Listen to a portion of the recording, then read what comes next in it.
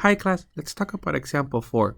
Now in example 4, this is the idea. You're going to have a C-score that has an area of 0.10. And the part that's important is it's to the left. So technically this is going to be your C-score. And in this case, the particular area we're looking at, in this case, this area is equal to 0.10. And in a later section, we're going to be calling that alpha. So I'm just going to put alpha with quotation marks because we haven't defined it yet in that form.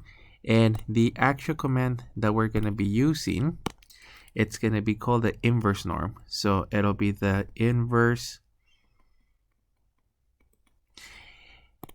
And it works in this format. It requires only area to the left. And then depending on the model, you would have to use mu and technically sigma. That would be the command. And let me activate the calculator.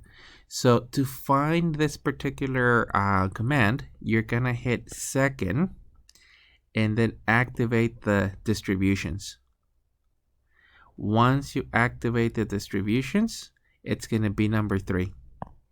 And depending on the model, in this case, if it's not asking for mu or sigma, you basically just put technically 0.10.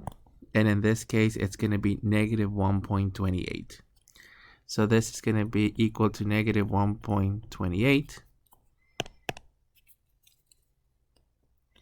We're still looking at technically probability events.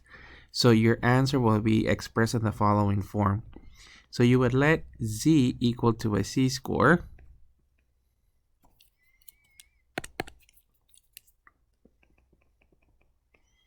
And then the probability that Z is less than or equal to negative 1.28, it's approximately 0.10. So it's in fact the same problems that we did on the previous examples, except that we did it backwards. Now they're giving you the probability and they want you to have or find the C-score, but you're still writing it in that form. That's actually it for this example. Please run it and make sure that you can actually find the inverse norm and that your calculator has it. So once again, it'll be second and distributions. It's under number 3. And in this case, you just input the actual value of 0.10.